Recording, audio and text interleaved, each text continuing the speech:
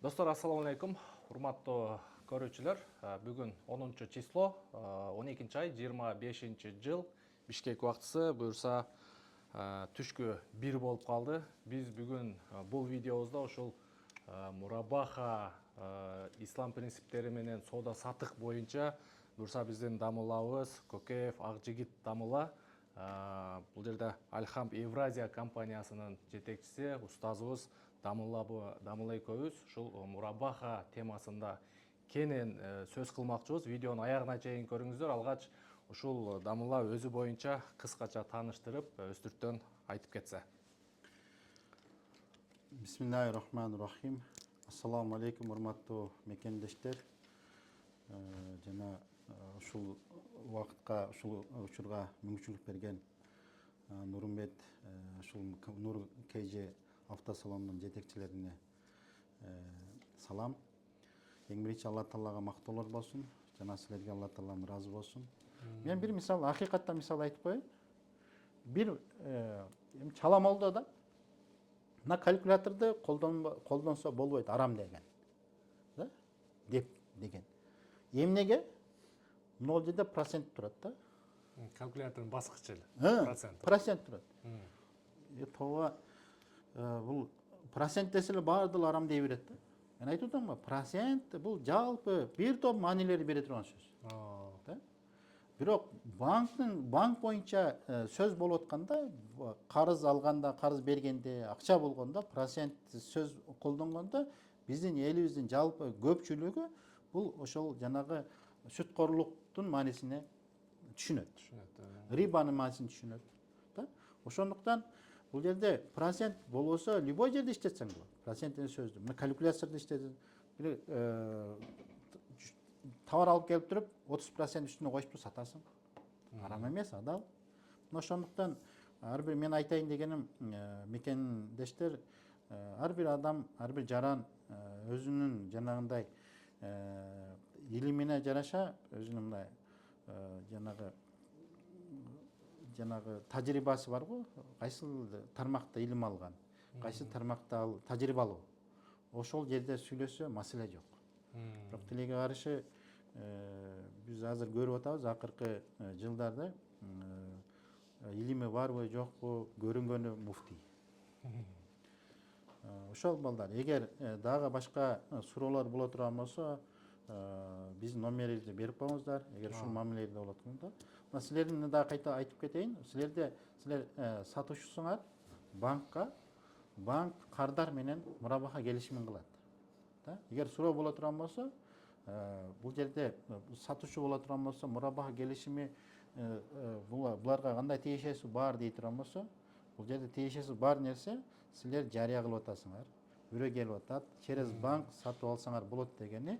Эгер ошо через банк ал жакта рыбавый банк же болбосо традиционный банкка барып ала турган барганын билип айтып атасыңар да, ошого жанагы күнөөгө жардам берген катары аятка каршы чыгатын болуп калат. Ошондуктан мынаны да билип алышыңар керек деп атам да. Ошого мына азыр иншалла ушул Айыл банктагы балдар менен кече барып сүйлөшүп келдиңер. Дагы суроолор боло турган болсо, биздин номерди бергиле же чакыргыла. Биз ар дайым кызмат кылганга иншалла Алла үчүн, Алланын элчиси үчүн биз даярбыз. Алхамдулиллахи роббил аламин. Дамыла, сиздин бул жакта мен дагы бир нерсени айткым келет. Көптөгөн бизнесмендер бар. Азыр ушул соода саттык тармагында өзүңүздөрдүн бизнес, бухгалтерия тармагыңыздар мындай кандай кирип, кандай чыгып атканын өзүңүздөр билесиздер. Ушул өзүңүздөрдүн кылып аткан ишиңиздер адалбы, же бир жери туура эмеспи, же бир жүрөгүңүздөрдө бир туура эмес бир шек барбы?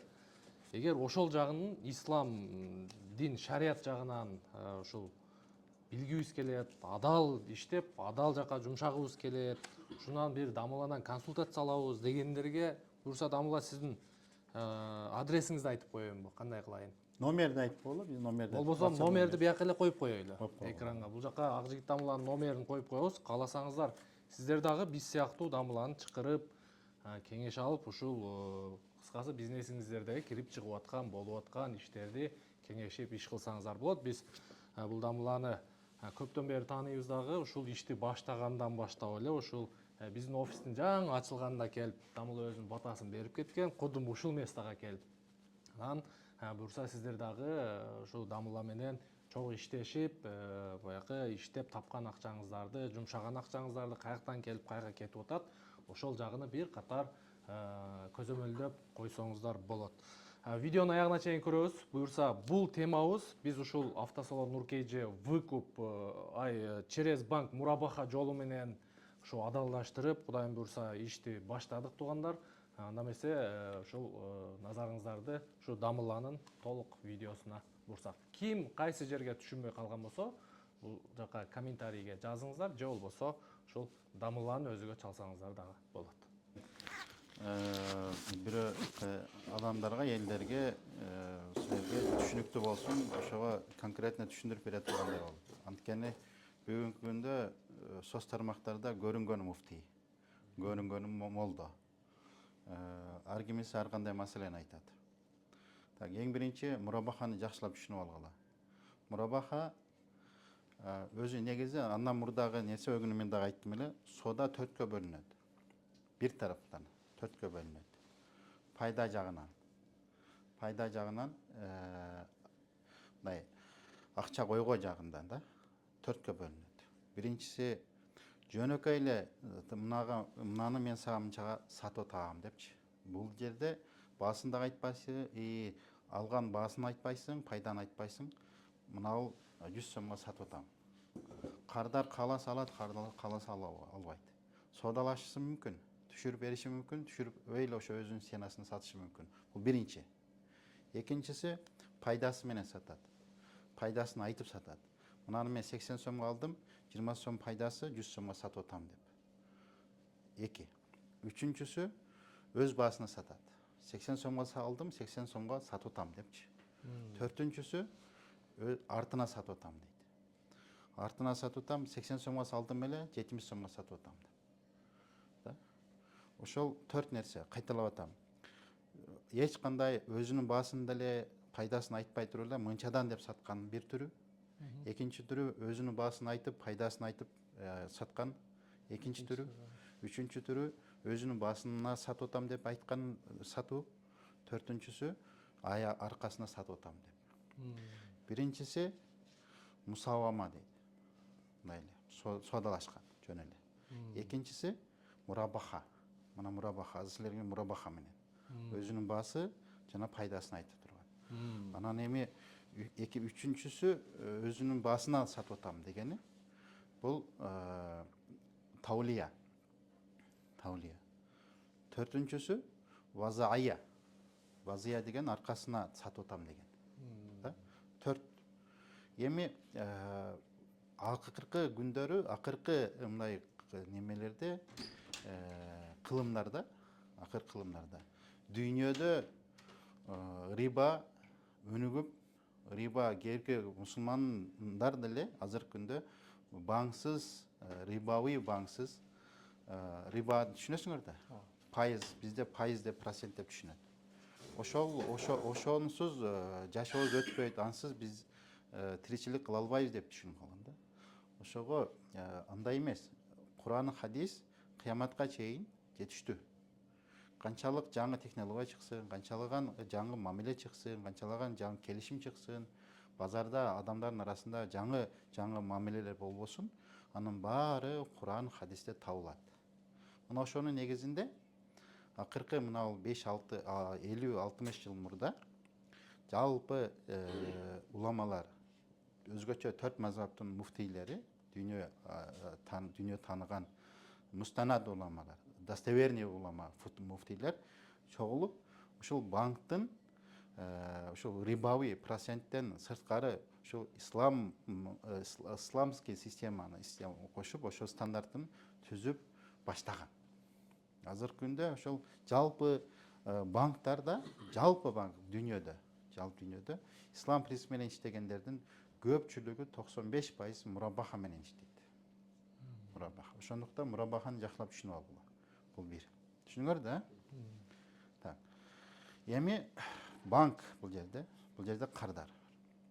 Кардарда акча жок. кардарда акча жок. Бул жерде бир машина.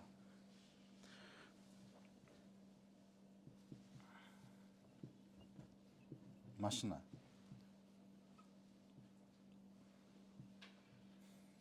Машина бар. Машинанын баасы 8.000. 8.000 доллар. Пайдасы 2.000 доллар. Түшүнүп алып ошону. Кардарда акча жок. Же жарымы бир топ бөлүгү болот, же болбойт. Кардар келет банкка, арыз менен. Банкка, менде акчам жок, машина алып бер депчи. Эми традиционный банк деп коет, мындай салттуу банк дейт, рибавый банк же болсо исламга ылайык келбеген банк десек да болот. Түшүнүңөрбү? Рибавый банк же болбосо исламга дал келбеген банк, же болбосо традиционный банк, салттуу банк. Бул ошол банктын тарыхы 400-500 жылдан бери келе жатат да. Ошолдо азыр бизде мына Кыргызстанда акыркы эгемендүүлүктү алгандан баштап азыркы күндө 20дан ашык банк бар. Жалпы бир Эко-исламик банк 2009-2014 толук исламга өткөн. Андан башкасы баары ошо традиционный банк менен традиционный банк болуп эсептелет. Анын ичинде Госбанк бар, анын ичинде коммерческий банк бар, жекече банк. Эми ошол банк, эми мындай традиционный банк менен келгенде кардар эмне кылат? Мурабаханы албай эле, карабай эле тургула пока. Кардар келет да, банкка келет, кредит алат. 8.000 доллар кредит алат. Банк үстүнө 2.000 сом кошот. 2.000 долларды кайтарып бересиң. Кошуп кайтарып бересиң. Бул традиционный, обычный традиционный ушундай эле болот. Кредит алганда карыз аласың, карызга үстүнө пайызын кошуп кайтарып бересиң. Банк өзү негизи эки эле нерсе. Акча алат, акча берет. Акча алат, акча берет. Акча алганда дагы, кайтарганда процент менен кошот. Ошондо шоттор бар го бизде азыркы. Шот банктарда шоттордо эми ага неме кылбай эле коелу, шоттун бир бөлүгү пайыз менен кайтарылат. Экинчи бөлүгү текущий шот. Биз азыр мында Мбанк жана любой банкты иштетип атпайбызбы? Виза карттар бар го, жөн эле шот, акчаңды сактап берет. Ошо акча сактап берген үчүн банк услугасын алат. Ал жерде акчаң көбөйбөйт дагы, азайбайт дагы. Ошолордон любой учурда чыгарып ала бересиң. Бул шотту любой банктан ачсаң боло берет. Исламский банк болобу, исламский эмес болобу, боло берет. Эми традиционныйда бул кардар банкка келгенде машина алып бер десе, мисалы керек. Ал эми лизинг менен алышы мүмкүн. Лизинг менен дегенде ал башка тема. Кредит акча берет 8.000 доллар. 8.000 долларга 2.000 доллар процентин кошот. Ошондо 10.000 доллар кайтарып берет. Бул нукра риба. Алла Таала Куранда айткан: "Я юхаллазина аману ла таакулу риба азафа музафа". Же болсо ахаллала бай ва харрама риба. Алла Таала соданы адал кылды, рибаны арам кылды. Сактангыла деген. Сактанбасаңар, Алланын элчиси тарабынан силерге согуш деген. Хадистерде көп келген риба ушундай күнөө. Башка күнөөлөрдөн дагы Алла Таала өзгөчө коркунуч айтылган, азап айтылган. Ошондуктан андан сактаныш керек. Айтор. Традиционныйга келгенде акчаны берет кардарга кардар ошого анын нарактан машина алабы, машина албайбы, несмотря кайтарып берет үстөгү менен кошуп. Түшүнүңөрбү буну? Түшүндүм. Эмра бахана карап тур. Банк, кардар, сатуучу, машинанын баасы 8.000 доллар. Мисалы. Кардар келет банкка, арыз менен келет. Арыз менен келгенде мен мурабаха менен машина алайын деп атам. Биринчи банк бунун заявлениясын алат дагы, арызын алып туруп, бунун бардык кече эмне деди Норусага? Урмат эмне деди? Клиент через банк деп айтканда, ошо банкты кече өкөңөргө да айтып атпады беле? Банкты ошо бизге чейинки ошо клиент жөнүндө историясын билип алгыла депчи. Себеби кредитный история главный нерсе банктарда. Кредитный историясы начар боло турган болсо, башка айтканда башка мурда башка банктардан алып, төлөбөй койгон учурлары боло турган болсо, анда банк кабыл албай коет. 99% кабыл алынбайт. Да? Анча мынча эле мындай бурмалап албаса, анда кабыл алынбайт.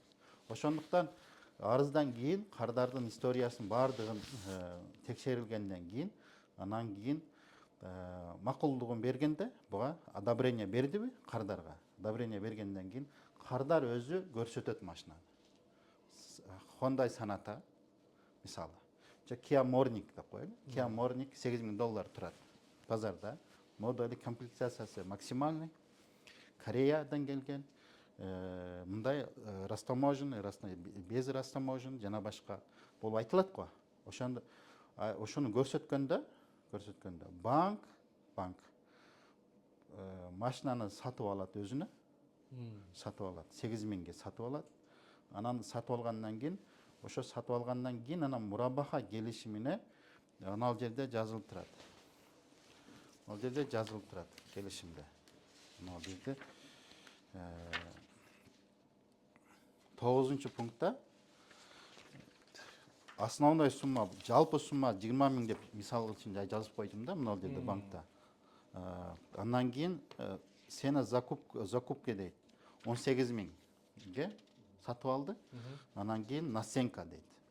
Ислам принцип менен иштеген банктарда пайданы наценка деп коет. Орусча наценка пайда, кыргызча келишим кыргызча боло турган болсо пайдасы деп жазылат да. Адатан орусча жазылат, ошого наценка деп коет. Традиционный банктарда процент жазылат. Түшүндүңүздөрбү? Ошого мына жерде жазылып турат 9-да. Жалпы сумма 10,000 мисалы. Өзүнүн баасы 8,000, наценкасы 2,000. Түшүндүңөрбү? Жазылат. Кардар келди буга. Эми кардар буга келгенден кийин бунун историясын текшергенде одобрение берди. Машинанын неме модель маркаларын бардыгын айтты. Эми банк же кардардын өзүн өкүл кылып машинаны сен биздин атыбыздан сатып кел дейт. Сен айткан машинаны сатып кел дейт. Адатан кардарды өзүнүн агент кылат. Себеби эгер банк өзүнүн агентин алып базарга алып барып, же болбосо салонго алып барып туруп жөнөтүп сатып ала турган болсо, кардар мага мындай машина жакпайт, же мен айткандай эмес деген шылтоолорду айтып албай коюшу мүмкүн. Ошондуктан банк деген бар го, бул 4 тарабы, алды үстү 6 тарабынан подушка коет. Подушка койгонун бирөөсү ошол кардардын өзүн агент кылып, агент өкүл кылып, сен ошону сатып кел дейт. Биздин атыбыздан сатып кел. Караңыздар. Сода бир нерсени сатыш үчүн ошого менчик болуш шарт да. Мен машина сатыш үчүн машина меники болуш керек. Да? Содан шарттары бар. 5, 6, 7, 8 чейин кете берет шарттарычы. Негизги 5 шарты бар. Да? Ошонун бирөөсү менчик болуш керек сен сатыш үчүн. Ошо банк мына менин атыман сатып кел дегенде, бул сатып келгенде машина кимики болду? Банктыкы болду да. Банктыкы болду. Банк айтып атат кардарга сен сатып кел биздин атыбыздан. Бул биринчи сүрөт. Экинчи сүрөтү кезде банк өзүнүн агентин кардар менен жөнөтөт дагы. Ошо агент менен барып ошол жерде келишим түзөт дагы. Банк агенти кошо жүрөт да. Кээ бирки банктарда исламский окносу барлык банктар ошол жерде мындай өзүнүн агенттерин коюп коет. Ошол заматта эле, ошол жайда эле банк сатып алды болот. Счетная оплата, счет фактура жана башка ошолор түзөт дагы. Банк сатып алды болот. Ошол андан кийин анан кардар менен мурабаха келишимине кол коюлуп, анан сатат. Түшүндүңүзбү менин сөзүмдү? Кайталап атам. Банкка кардар келгенден кийин мындай Kia Morning мен сатып алып атам. Сатып алайын деп атам, мурабаха менен. Менде акчам жок. Канча миңдик? $8,000 турат экен. Банк мунун кардардын историясын текшергенден кийин, одобрение бергенден кийин кардар менен банк ошо Киаморникти сатып алат. Сатып алганда ким менчиги болуп калды? Банктык. Банктын менчиги. Эми банк ушул жерде өзүнүн ошол жерде мурабаха келишими менен мен үстүнө мынча процент. Процент десе биздин элдердин көпчүлүгү мындай жанагы арам болгон рибага кетет да. Кече айтып атпадыбы эле кече? Бул жерде да суткорлук бар экен. Процент деп. Азыр могул жерде 1, 2, 3, 4, 5, 6, 7, 8, 9. Могул жерде 9 адам турабыз. 90% деп коелу да. 90%. Да бирөө боло турган болсо 100%. 100%. Бирөөсү кетип кала турган болсо 10% кетти. Процент ушул жерде иштеп туруп атабы? Өзү процент деген сөз общий мына бир топ маани бере турган сөз.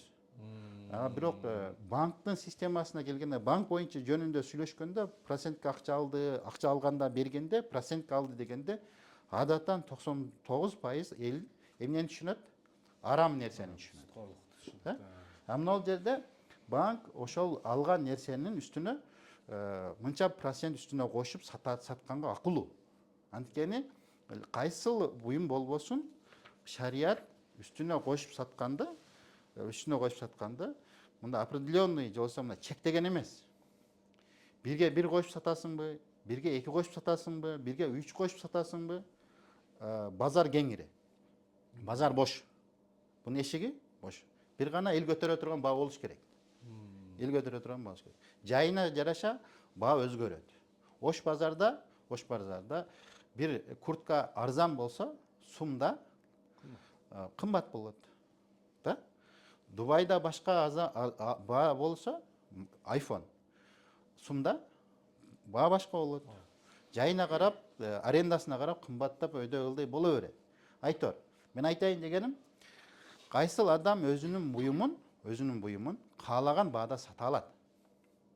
Банк Киаморникти сатып алгандан кийин өзүнүн каалаган баасына коюп сата алабы, сата албайбы? Сата алат. Кандай гана Кытайдан товар алып келет, дордойго сатат. Каалаган бааны коебу? Аны эч ким эчтеке дебейт турабы, жокпу? Глобус мисалы үчүн жалпы товарды алып келет, фура менен Россиядан келет, Түркиядан келет, Казакстандан келет, Өзбекстандан келет, глобуска кирди. Киргенден кийин ар бирине баа коюп чыкпайт. Үстүнө пайдасын кошуп чыкпайт. 30% же 40% жалпы кошот да автоматский мына компьютерден система көрсөтүп коет. Өзүнүн баасы, пайдасы депчи. Түшүндүңүздарбы? Ол жерде деле процент кошулуп атат да. Жалпы мисалы үчүн 40 миңдик товар келе турган болсо, үстүнө 30% кошту, бөлүнүп кетти. Ошондой эле банк алды, сатып алгандан кийин өзүнүн баасын кошот. Мына ушул жерде түшүнүк эмес, түшүнбөй туруп айткандар азыр соц тармакта бар го?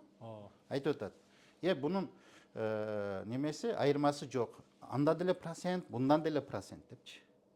Буну мен аягында айтам. Айтор. Банк өзүнүн менчигин алгандан кийин банкка эми мына сатуучу менен банктын ортосундагы мамиле. Банк менен сатуучунун купля-продажа. Жөнүнө алды сатты болот. Жөнүнө алды сатты болот. Ушул жерден банк счетная оплата, счетная фактура түзүлөт да ушул жерденчи. Алгандан кийин банк сатып алды. Эми бул жерде банк сатып алгандан кийин банктын офисине барып туруп алдына же болбосо офисине киргизип койбойт да. Ал машина салондо болот, же гаражда болот, же паркингде болот, да? Ал жерде ошо машинанын жанагы документи бар го? Кагазы. Ошолор болот. Ошолор менен анан банктыкы болуп туруп калат да. Туруп калгандан кийин банк анан кийин мурабаха келишими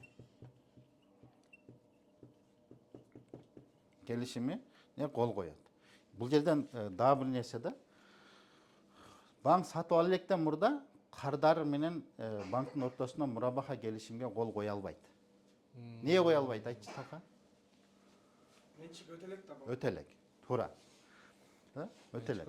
Ошо алгандан кийин счет фактураны алганда счетная оплата жана алды деген неме бар го?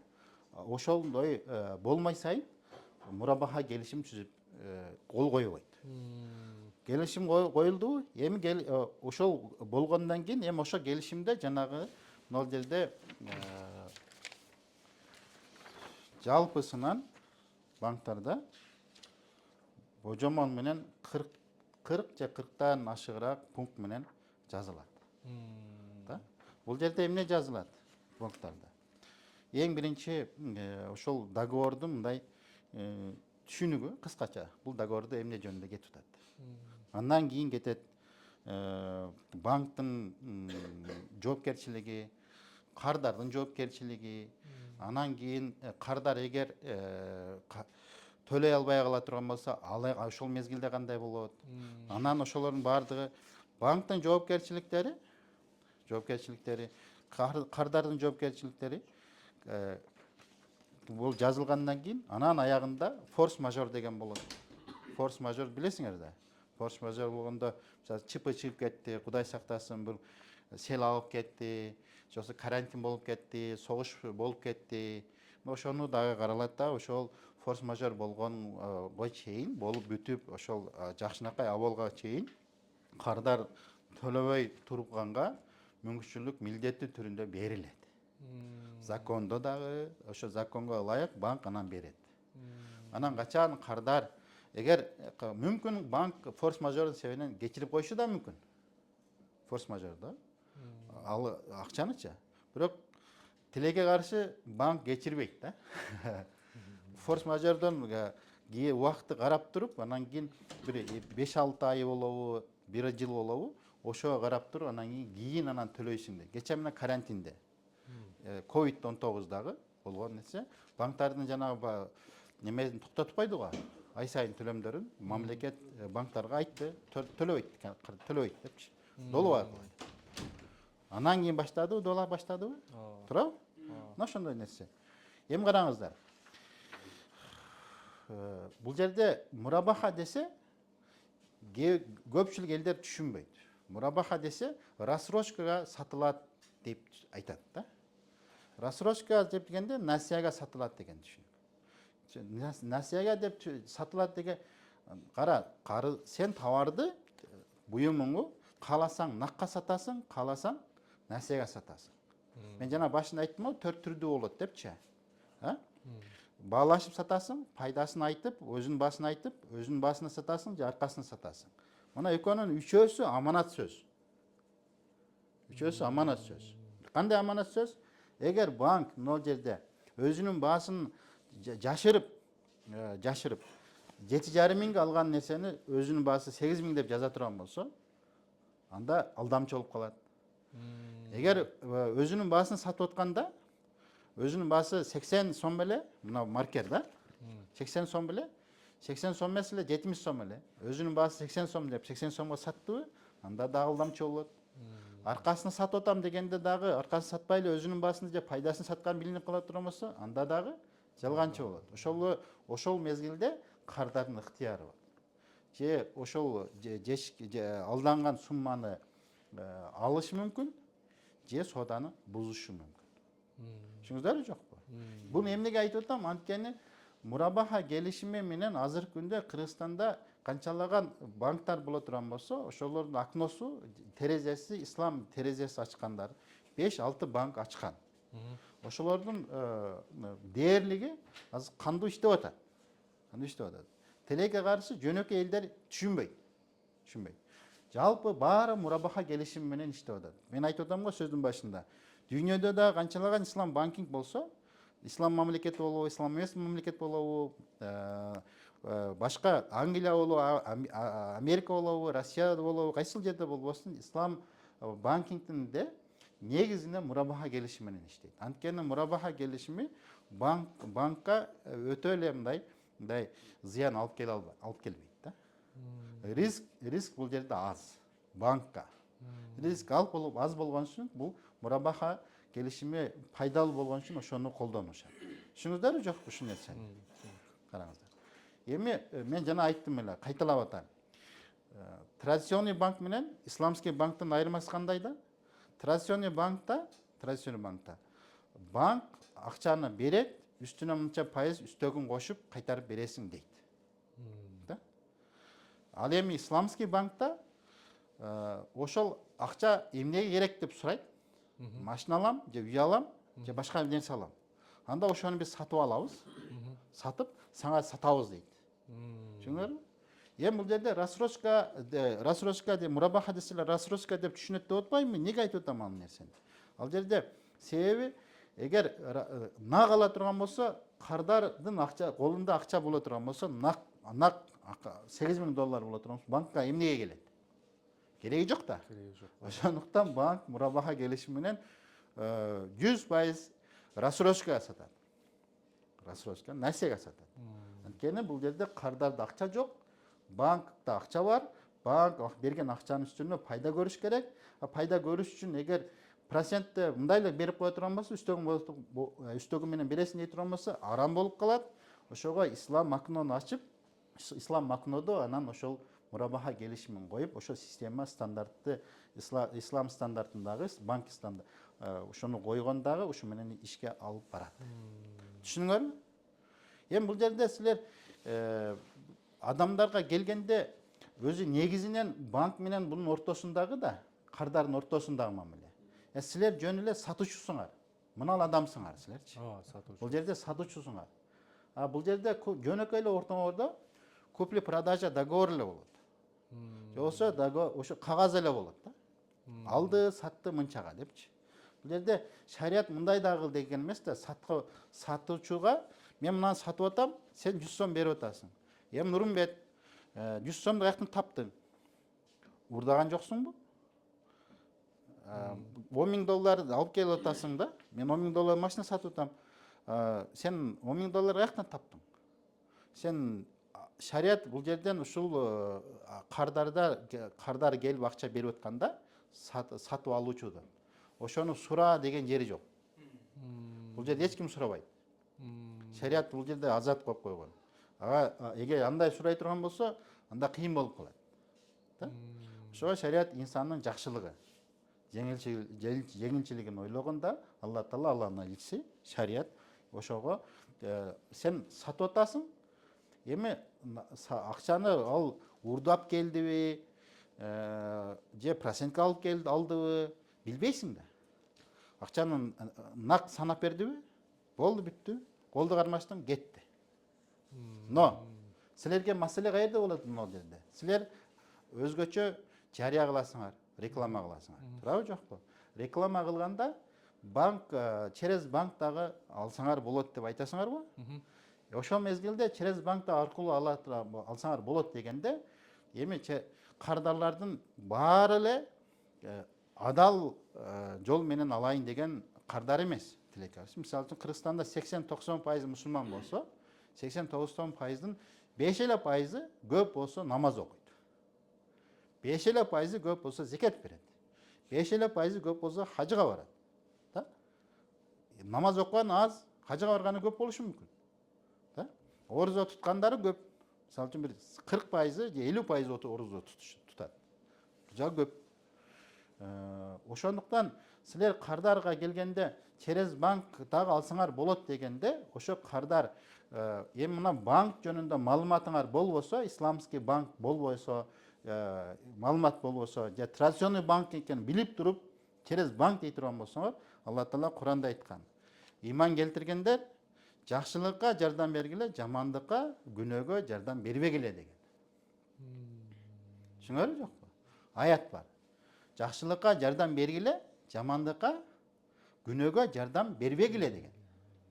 Ошого силер через банк дей турган болсоңор, анда ошол билип атасыңар наракта. Ислам акносу бар банкка барабы, традиционныйда барабы, айырмасы жок. Ошо жаман нерсеге түрткү болосуңар силер. Себепкер болосуңар. Аятка, ошол аятка кошулуп каршы чыккан болуп калат да. Жарыя кылат. Ошондуктан силерге мына ушул азыр банк кече банкка барып келдик го. Ошо банктын мына мурабаха договору ошол толук стандартка ылайык келтирилип, биз айткандай болуп, айткан кээ бир нерселерди өкүнү мындан 1-2 ай мурда айттык эле. Ошол жерде бизден сабак алган балдар бар. ошол жанагы банктачы, айыл банкта. Ошол балдар ошол биз айткандай стандарт мурда эле аракет кылган. Азыр ошол биз айткандарга алып, мисалы үчүн пеня. Эми айтайлы эми кийинки теманы дагы айтайын. Мына договор. Мурабаха десе, кыска сөз менен айтканда, алган буюмуңдун өзүнүн баасын айтасың, анан пайдасын алып айтып сатасың. Ушунчулук да турабы жокпу? Бирок мына жерде канча бет турат? 6 бет турат. 6 бет турат. Эми ушул 6 бетте ошол эле нерсе жазылган жок да.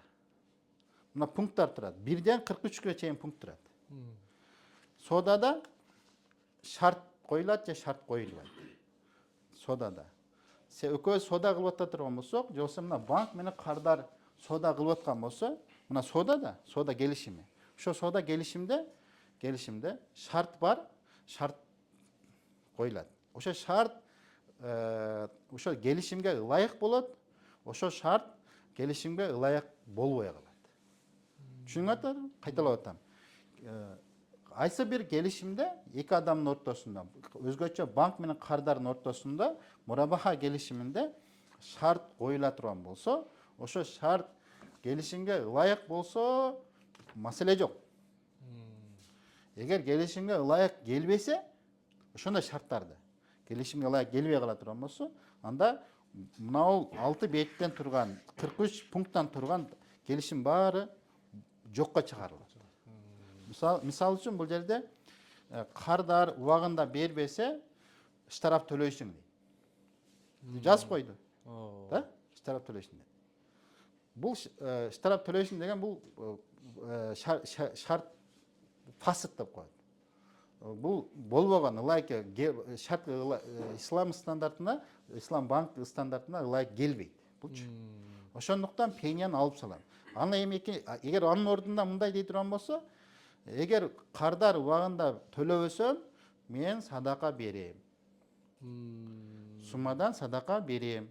Калган суммадан 0,5%, 0,1% садака берем десе, бул ошол азыркы ислам банкингдин стандарты, АФ стандарты, бул меркези немеде Бахрейнде, ошол стандартты ар бир 4 мазгаптын чоң-чоң муфтийлери өзгөчө ушул сферада такшалган, ушул сфераны жакшы билген муфтийлер ар бир стандарттын, ар бир пункттун көрүп чыгып, көрүп, ошо текшерип өткөн стандарт. АФ стандарт. Ошонун 60тан ашык стандарт бар азыр. Ошонун бирөөсү мурабаха стандарты. Мурабаха стандартта ушул жерде айтылган ошо немеде пения штраф деген болбойт ал жерде. Ал жерде эгер кардар убагында бербесе, садака берем десе болот деген. Садака берем десе болот деген. Өзүнө вада кылып калат. Мисалы бул нерсе бар шариатта. Эгер мен экзаменден өтүп турган болсом, мен досторума аш алып берем. Же бир машина алсам. Эгер бир машина ала турган болсом, бир туугандарга кой союп берем.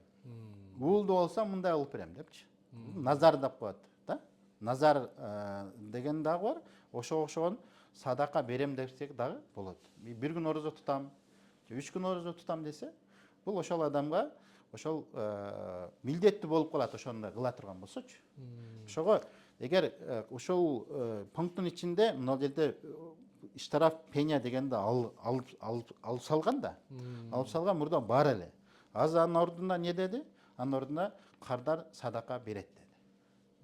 Кардардын мына жерде клиент в управе деп атат. Клиент обязуется дегени ушул жерде жазылып турат. Эгер кардар клиент өзү убагында бербесе, кечиктире турган болсо, анда пожертвование кылат. Пожертвование дегенде ол садака берилет. Эми садака банктын бир жекече башка шотунда болот, алчы. Эсеп шотунда болот. Ошого түшкөндө ал благотворительный фонд же благотворительный немеге жумшалат. Жетим жесирлерге, медресеге жана башкаларга кетет. Ошо садака берилген шоттон банк 1 сом дагы өзүнүн банктын же суу сатып ала албайт, же айлык бере албайт, же башка бир айтор иштете албайт. садақабы, садақанын ээси ким? Кедей кембагалдар, жетим жесирлер жана башка адамдар болот. Ошого ушул нерсе бул жерде бар. Ошого мынаны кече өткөндөн бери өзгөртүп атып, алхамдулилла, бул стандартка ылайык деп биз айта алабыз. Бул менен эми ушул жерде силер эми жарыя кыла бересиңер. Элге банк аркылуу сатсак алсаңар болот депчи. Нак сатсаңар жакшы. Эгер нак акчасы жок адамдар банк аркылуу алсак болобу деп келе турган болсо, болот дейсиңер. Кана эгер мынаны илип койгула офисиңерге. Договор да? Договор илип койгула. Бизде биздин өзүбүздүн советнигибиз бар. Дамылалар бар. Ошолор текшерип, ушуну оңдоп бизге берген. Мына договор карагыла депчи. Түшүнсө түшүнөт, түшүнбөсө номерди бергиле, биздин номерди берип койгула, биз түшүндүрүп коебуз. Түшүндүңөрбү жол? Түшүндүк. Мына дагы бир суроодо, мисалы азыр иш жүзүндө дагы бир суроолор же бир башкача болуп калышы мүмкүн да. Анан ошол учурда сизге жолугуп, сиз иншалла ошол дин жолунда кандай чечилет, сиз дагы ушул жака жардам берсеңиз, көпчүлүк кыргыз элине дагы жакшы болот эле да. Себеби бул тармакта азыр сиз айткандай TikTok'унда деле, Instagram'ында деле, YouTube'унда деле бүт муфтийлер. Ой меники мындай, тигиники тигиндей, ау деген сөздөр бүт эле. Анан эми биз атай сизди тандаганыбыз, эми сиз бул тармакта өзүңүз илим алып келгенсиз. Анан буюрса ошондой баягындай спорный бир нерселер чыгып калса, түшүнбөгөн эми анча-мынчаларды мынтип айтып, көргөзүп түшүндүрсөң дагы бир башкача суроолор болуп калса, же болбосо банк менен ошо кардардын ортосунда, эгер ошол учурда сизге чалып турсак болот да? Бизге чалып турсаңар болот. Ошондой вопростор чогулуп кала турган болсо, бир аралыкта чогултуп туруп чакыргыла. Иншалла бетме отуруп алып аны колдон келишинче жооп беребиз. Анан дагы акыркы нерсени дагы сөздүн аягында айтып коеюн да. Азыр эми кече ошо азыр айткандай көрүнгөн эле муфтий, көрүнгөн эле молдо болуп эле чыгып атпайбы? Эмнеден чыгып атат? Түшүнбөстүктөн чыгып атат. Бул жерден түшүнгөнү деле сүйлөйт, түшүнбөгөнү деле сүйлөйт. Мен мына өзүм акыркы мына окууну бүтүп келгениме 2016 боло турган болсо, 9 жыл болдубу? 9 жылдан бери ошо сферада Кыргызстанда өзүм компаниям бар. Компания болсо Alhamd Евразия Sharia Advisor Services. Бул компаниянын деятельности өзүнүн мындай алып бара турган иши бул ислам банкинг боюнча обучение, советник, консультация, договорация жана башка кайсы бир каржылоо мекемеси ислам принцип менен иш алып барам дей турган болсо, ошолордун баардык правилаларын, договорлорун түзүп берип, аларга обучение өткөрүп келебиз. Жана алардын договорлорун түзүп беребиз. Жана ошо бизнес пландарын түзүп беребиз. Кандай болсо исламга дал келет депчи. Эми азыр эки нерсе калды.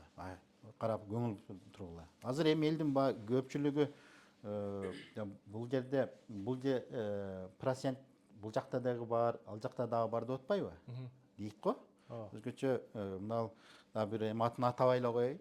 Бар экен депчи. Ооба.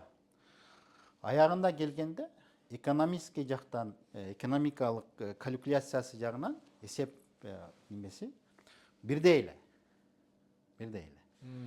Бул жерге деле $2000 кошулуп атат. Традиционныйда деле $2000 кошулуп атат. $8000 традиционный берди, $2000 үстүнөн алып атат. Исламда деле $2000 кошулуп атат. Айырмасы кандай? Bunun ayırması мен мындай деп мисал катары айтып берем да, Мисалы, эки кой. Талха шейх алыстан эки койду союп атат. Топучан, сакалчан. Калганыбыз алыста карап турабыз. Акыйкат Талханы көрүп атабыз, топучан, сакалчан экенин көрүп атабыз да. Намаз окуганын билебиз. биз кандай чечим чыгарабыз? Эки кой тең адал дейбиз да, туурабы? Эки кой тең адал дейбиз. Бирок акыйкаты кандай болгон? Талха бир койду бисмилла Аллаху акбар деп сойду. Экинчи койду бисмилла Аллаху акбар деп атайлап айтпай сойду. Акыйкаты ошондой. Биздин чечимибиз кандай болду? Экөө тең адал деп чечим чыгардык. Туурабы жокпу? Бирок акыйкаты бисмилла Куранда Алла Таала айткан бисмилла Аллаху акбар деп Алланын атын атаган адал болот, атабайсаңар арам болот депчи. Ошондой эле бул жерде аягында калькуляциясы кошулган сумма бирдей болгону менен бир сөз менен шарият бир нерсени адал кылып салат, бир сөз менен бир нерсени арам кылып салат. Азыр эле мен ал жерде пунктта айттым, истараф пения деген боло турган болсо, бардык пункт эме келишим болбой калды. Жокко чыгарылат.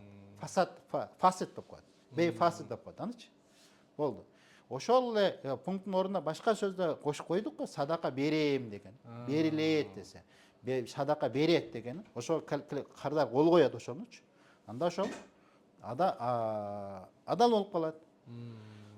Көпчүлүк учурда акылды жүргүзөбүз да, шариятка акылды жүргүзүп салышат. Ошол айткандарчы. Кандай айырмасы бар депчи. Шариятка акылды жүргүзгөн адам адашат өзүчү. Акылдын чеги бар да. Акылдын чеги бүткөндө вахий башталат. Куран, хадис башталат. Шарият башталат. Кайсыл жерге акылың жетпей калды го? Болду. Ал жерден уже шарият кетет ар жактан. Шарият сага жол көрсөтүп берет. Ошол жерде анан акылды чайкап жүрө берет да. Кече бир мындай профессордун сөзү. Кече жак 2 күн мурда уктум да. Мен Алла Таала нота жазган музыкант экен. Мен Алла Таалага молдолорго караганда жакынмын дейт. Алла Таалага молдолорго караганда мен жакынмын дейт. Анткени ар бир нотаны я Алла ушул нота я Кудай ушул нота болобу болбойбу деп мен тилейм дейт. Анан ошо тилегенден кийин мага мындай бир Алла Таала белги берет дейт да, ошо нотаны мен жазам дейт. Ол эмне кандай мисал кылып атат? Бир жерде тойдо отурганда бир молдо бала жигиттен мен сурадым дейт. Алла Тааланы канча жолу эстейсиң деп сурадым депчи. 5-6 жол эстесе мүмкүн дейт. Мен болсо 100 жол эсептейм дейт. Эстейм дейт да. Чыдасыңар. Мал акылга сыйып атат да. Ал нота өз музыка шариятта уруксаты жок. Анан ал жерде ушундай да мындай көрүнгөнү азыркы күндө мындай молдо өзүнүн акылман эсептейт да. Өгүнү жогорку кеңештеги депутат бар го, 7 өгүздүк. Куранда кармап алып, мына арактын пайдасы бар экен. Вот вам деп койду го. Мына силерге. Эми ал жерде Курандын пайдасы бар, арактын пайдасы бар. Андан кийинки аят бар да. Арак ошо жакындабагыла, арак арам да. Аны эмне карабайт? Аны карайт. Мен айтам да, ошол депутатка айтаар элем да. Значит, Курандыга ыйман келтирет экенсиң. Мусулман экенсиң. Баштан аягына чейин ыйман келтирем да депчи. Өзүнө керектүү жерин алат. Өгүнү бирөө менен сурады. Мен айтты да. Куранда атиуллаху атиур расул ва улул амри минкум дейт. Аллага итаат кылгыла, баш ийгиле, Алланын элчисине баш ийгиле, жана башчыңарга баш ийгиле дейт. Мага айтты, башчыңарга баш ийгиле деген го дейт. Баш ийген. Анан мен айттым да, баш ийбеген жер кайсыл жер болду айтты дедим да. Кайсыл жер? Бул бир. Биринчи, экинчи немени сүйлөмдү айтсаң. Биринчи, экинчи жерде эмне деп атат? Алла Таалага баш ий, Алланын элчисине баш ий. Анан үчүнчү жол болуп атат да. Мына ошондойлор акылмандар көп. Ошого айтып атат, өгүнү бул жерде мурабаха деп коюп, исламдын немесин жамнып алып, өкө бирдей эле наоборот бул жерде кымбат. Айнанайын. Шариятта мен айтып атам го, товардын үстүнө канча алган сумманы өзүнүн басына канча кошуп сатсаң, өзүңүн ыктыярың. ислам принцип десе, ислам каржылоо десе, ислам жолу менен десе эле адамдардын көпчүлүгү дагы бир нерсени ойлойт да, благотворительный бир мекеме экен депчи. Бекер эле берип койсун да. Да, жокпу.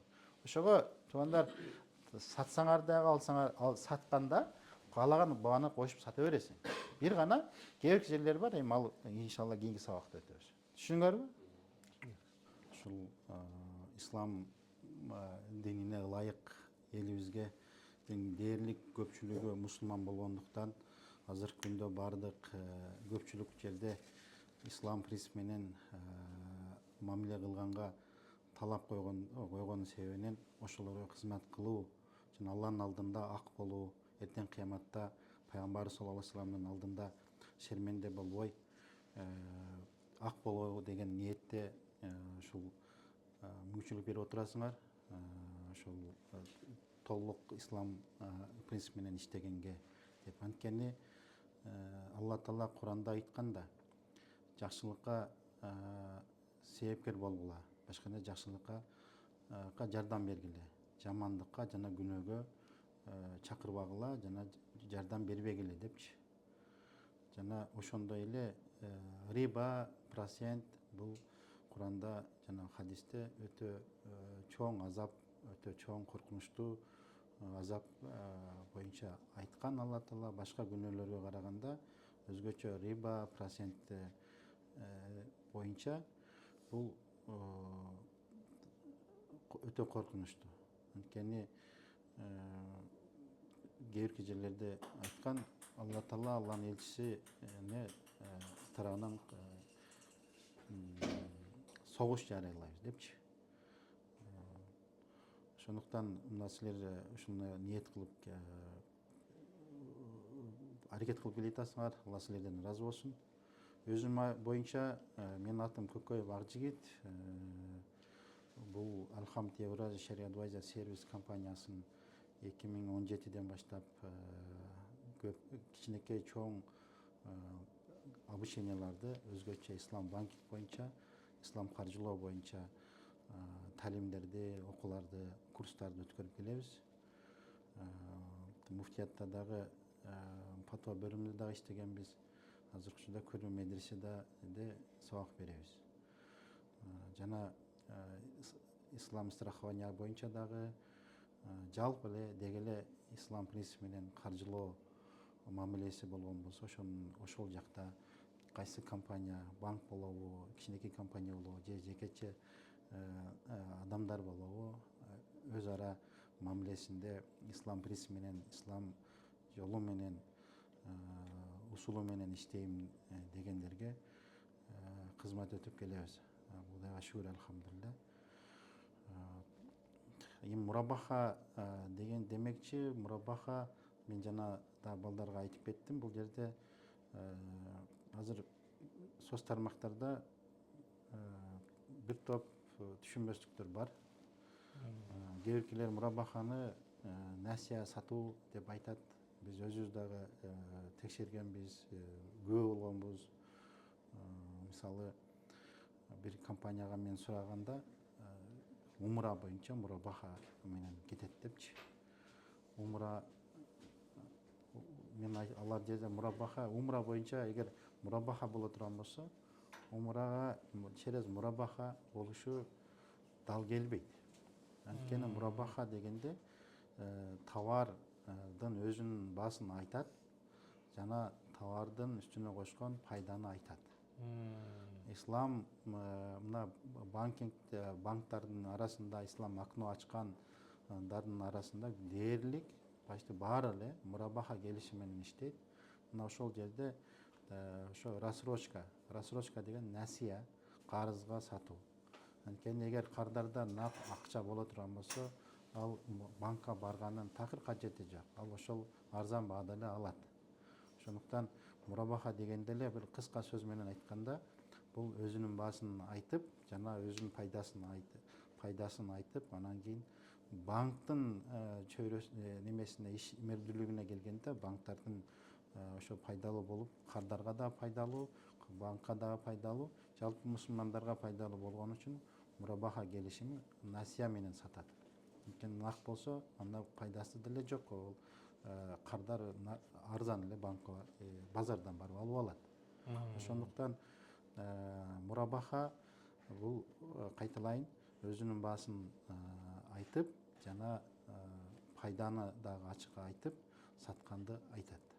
Бирок договор мурабахада келишимде банктарда бул 7 беттен 8-9 бетке чейин турат.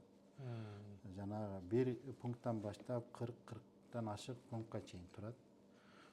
Ошол онун ичинде кээ бирки пункттарда ошол туура эмес шарттарды коюп койгондуктан жалпы келишим жокко чыгарылып калат да. Шариатка башка айтканда шариатка ылайык келбей калат. Шариат соодасында шарт койсо болот. Ошо шарт койгондо ошо келишимге ылайыктуу жана келишимге ылайык келбеген шарттар болуп калат да. Мисалы, китепте айткан, эгер бирөө бир машина сатып ала турган болсо, же үй сатып ала турган болсо, үй саткандан кийин мен бул үйдү бир айда 3 күн жашайм. Сага сатам, бирок 1 айда 3 күндөн жашап турам. Же болсо машина сата турган болсо, бир аптада бир жолу мен машинаны айдап тоого чыгып турам деген шарт боло турган болсо, бул келишимге ылайык келбей калды. Бул ошол соода фасид деп коет, болбойт. Ал эми мурабахада дагы эгер ушундай шарттарды кое турган болсо, мурабахта өзгөчө.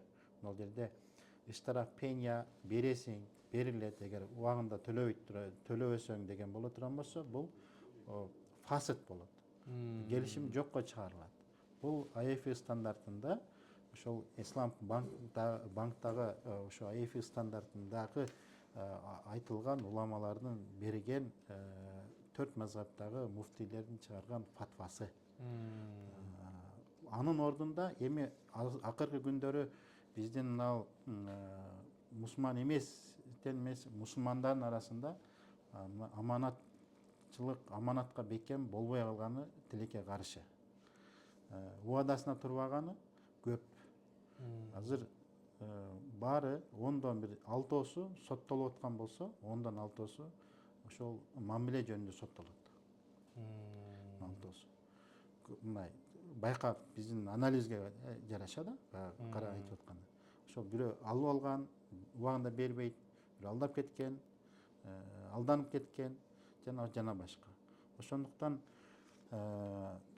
бул банкта дагы эгер уламалар дагы азыркы күндөгү адамдардын мындай аманатты канчалык бекем экенине жана канчалык мындай убада бекем турганына карап, ошо пенянын ордуна IFI стандартта садака деген маселени койгон. Башкача айтканда, кардар убагында бербесе, төлөй албай кала турган болсо, кардар садака берет. Алланын жолуна садака берет. Ошентип милдеттендирилет. Ошого кол коет ошол жерге. Ошол кол коет. Мына ушул шариатта бар. Мындай буга окшогон мисалдар көп эле. Уламалар билет, китептерде толтура. Ким бирөө өзүнө мойнуна бир убаданы ала турган болсо, аны аткарыш керек. Садака мындай садака берем дей турган болсо, садака кылат. Орозо тутам дей турган болсо, орозо тутуп берет. Умрага барам десе, умрага барганга туура келет. Мына ошондой эле бул ошол адамдардын мындай банктагы мындай зыянга тартпасын, кардар дагы зыянга тартпасын. Анткени мурабахада бир баа, мисалы үчүн азыр айтып атабыз $8,000 өзүнүн баасы болсо, $2,000 пайдасы да. Ал 5 жылга берилди карызгачы, 5 жылга. 5 жылга берилгенде 87-30 873 бөлөбүз 60-ка. Айына 14.550 сом. Айына 14.550 сомдон берет. 1 жыл берип, 2 жыл берип, 3-жылы 6 ай катар бербей калды. Адамдардын кээ биркилери мындай бардыгы эле жакшы, бирок кээ биркилери ушундай ойлойт да, кечиксем деле кечикпесе деле $10.000 берет экен. Сен мурабахада ошондой жазылган, шариатта ошондой, штраф болбосо, башка болбосо депчи. Штраф себеби бул жер шариатта арам нерсе. Ошондуктан ошол жерде ордуна, штрафтын ордуна бул эмнени койгон? Шариат садаканы. Кардардын өзүнө милдеттеме алдырылган. Мен садака берем деп. Эми кардар эми айтат, ойлойт, убагында бербесем күнүнө мисалы үчүн 0,05% от сумма, калган суммадан берилет, садака берилет. Бул болот, стандартта каралган. Ошондуктан дагы бул бир мисал айтып атам да. Дагы башка бир шарттарды койгон боло турган болсо, мисалы эми кандай дагы шарттар кое турган болсо, машинаны сата албай калган учурда, убагында бере албай калган учурда, же машинаны залог, машинанын өзүн залогго алат банк, же болбосо машинадан сырткары башка мүлкүн залогго коет. Да? Залог коет. Эми ошо залог төлөй албай калган учурда, залогдун максаты эмне? Кардар төлөй албай учурда ошо залогду базарга сатып, анан калган акчаны банк алат дагы ашыкча акчаны кардарга берет.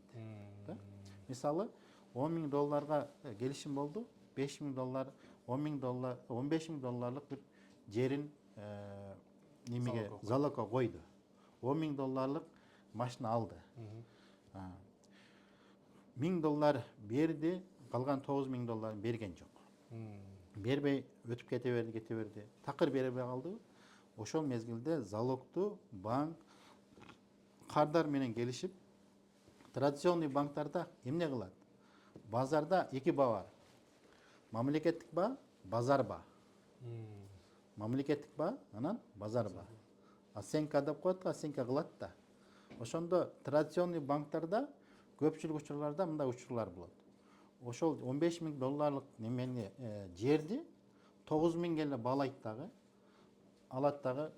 Себеби банк $9.000 эле алышы керек да. $9.000 алат дагы болду. Кардар ал жактан $6.000 күйүп кете берет. Болбосо бул стандартта, ислам принциптеги стандартка караганда залог базар баада бааланат. Мисалы ушул мисалда $1.000 берди, $9.000 карызбы, $15.000 залог коюлган, базарга барса $16.000 сатылды. Ошондо банктан канча карыз эле? $9.000 карыз эле. 16дан 9ду кемите турган болсо $7.000 $7.000 кардарга берет, $9.000 банк алып калат. Мына ушул нерсе бул жерде да каралган. Бул жерде сүйлөшүлгөн. Эгер залогду мына жерде жазылып турат бир пунктта, карагыла, мен жана айтам деп унутуп калыпмын. Өтүп кеткен, бирок бар мына жерде. Залог базар баада каралат депчи. Мыйзамда дагы ошол нерсе жол берилет да. Мына ушундай шарттарды кое турган болсо, жалпы мурабаха мындай жокко чыгарылат. Жалпы келишим жокко чыгарылат. Эгер шарт ылайык келбесе келишимге. Эгер шарт ылайык келе турган болсо, мисалы, машинаны алып өзүң эле минесиң деди. Өзүң минесиң деди. Өзү минет да. Кааласа минбей коет. Кардардын өзүнчө. Бул келишимге эч кандай тиешеси мындай карама каршылыгы жок. Башка сөз менен айтканда, ошондой шартты келишимге карама каршылык боло турган болсо, жокко чыгарылат. Дагы башка сөз менен айтканда, ошондой шарт, эгер ошондой шарт сатуучунун пайдасына же алуучунун пайдасына боло турган болсо, шарт фасид деп коет буну. Содада шарт фасид деп коет. Бул жерде пеня штрафты неге арам? Анткени пеня штрафты традиционныйда банк өзүнүн менчиги кылып алып алат дагы, благотворительныйга жумшабайт. Общий счетко эле кошуп коет, өзүнүн капиталына кошулуп кетти. Ал эми ислам банкта садака жекече счетто болот, жекече эсепте, эсеп счетунда болот дагы, ага банк бир тыйына да тийишпейт. Бир стакан да сатып ала албайт. Аны кайрымдуулукка жумшайт. кедей кембагалдарга, жетим жесирлерге, медресеге жана башкаларга жумшайт. Бул жерде да бир вопрос. Эми садака каяктан билет депчи? Каяктан билет? Банк может аны кошуп коюшу мүмкүн. Ал эми ошол суроо берген адамдардын оюна келген бул мүмкүнчүлүк, бул нерсе да, ой. Бирок андай кыланып турган болсоң, экинчи жагы да бар да. Эгер кардардын мойнуна өзү пунктка киргизбей эле сен садака бересиң деп кое турган болсо, кардар садака бербей жүрө берсин эле болот. Ошол баардык нерсени эске алып, банкка милдеттеме коюлган. Бул стандартта жазылган жана ар бир мамлекеттин улуттук банкы тарабынан дагы ошол берилген садака бул кайрымдуулукка жумшалат делген. Мына ошол. Ушуну ачы толук түшүнбөй эле адамдар, биздин элдердин көпчүлүгү мындай суроо бере берет, же болбосо суроо бергенде суроо берсе макул, жооп беребиз. Суроо бербейт, мындай айтканда фатва берет да. Эми мен өгүнү биз эми ар кандай адамдар менен мындай мамиле кылабыз да, кагылышабыз, же болбосо мындай сүйлөшөбүз дегендей да. Эгер бир юрист боло турган болсо, мен өзүм да юристмин. Доктор боло турган болсо, медицинский доктор боло турган болсо, ал менен мен талаша албайм. Эгер мага бул аналгин башым оорутат, аналгин берип аткан болсо, аналгин боюнча мен талашпайм аны. Бир диагноз кое турган болсо, талаша албайм. Анткени менин андай илимим жок. Да? Ошого кайсыл адам мисалы үчүн чемпион болсо, спортсмен болсо, спортсмендик жактан ал машыгуу жактан кандай көтөрүп чабат, кандай кылып жеңе урат, кайсы жактан ыкмасы бар, ошол жактан фатва берсин да. Да? Эгер шарият жактан фатва бере турган болсо, эгер окусун да 8 жок дегенде 7-8 жыл муфтийликти окусун. Анан кийин ошол сферада окусо, анан аны айтпай анан бул жакта деле процент, бул жакта деле процент.